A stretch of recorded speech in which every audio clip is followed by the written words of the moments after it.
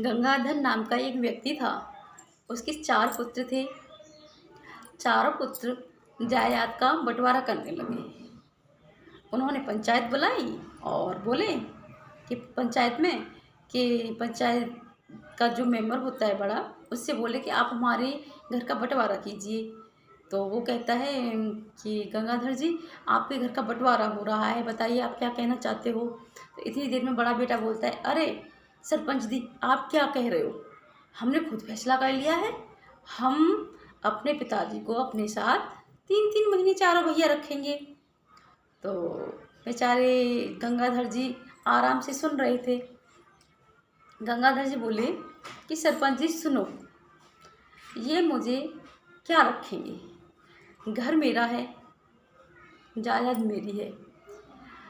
मैं इन्हें अपने घर में 3-3 महीने रखूँगा और बाकी का ये समय जहाँ भी बिताना चाहें वहाँ बिता सकते हैं। ये फैसला इनके हाथ में है। इतनी बात सुनकर उनके बेटे और सरपंच जितने भी लोग थे, सबकी निगाहें झुकी की झुकी रह गई।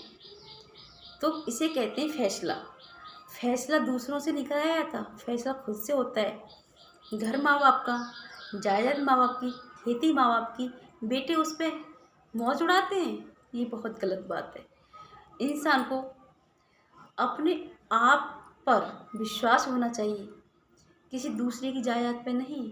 अरे वो तो माँ बाप की जायदाद है, तुम उस पर हक जता रहे हो। जिस माँ बाप ने आपको पाला, पनासा, इतना बड़ा किया, और आज उन्हीं को तुम कह रहे हो कि 3-3 हम अपने महीने रखेंगे। अरे क्यों रखोगे तुम, जायदाद माँ बाप की है, वो चाहे तो आपको 2 मिनट में घर से बाहर निकाल दें, ठीक है ना। तो हमें ना कभी माँ बाप की कभी अवहेलना नहीं करनी चाहिए।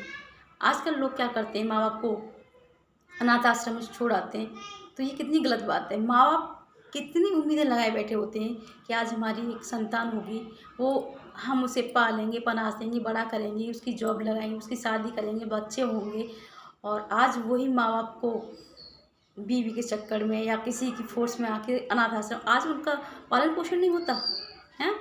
आपको पता है माँ बाप ने कितनी मुश्किल से पाला होता है, थोड़ी सी भी उसकी लग जाती है, माँ को कितना दुख होता है, बाप को कितना दुख होता है, और आज तुम उन्हें अनाथ आश्रम में छोड़ाते हो। ये बहुत गलत बात है, हमें कभी ऐसा नहीं करना चाहिए। उनके आपने दुख देखा है, वो दिखाई नहीं देता है, वो अंदर ही अंदर घुटते हैं कि हमारी औलाद ऐसी है। और जब अच्छा काम करती है ना औलाद, तो माँ बाप है ना, अपने अंदर इतना खुश होते हैं कि वो किसी को बता नहीं सकते, और यदि किसी को बताते हैं तो आंखों में आंसू निकल आते हैं, ठीक है ना। हमें अपने माँ बाप का आदर और सम्मान करना चाहिए।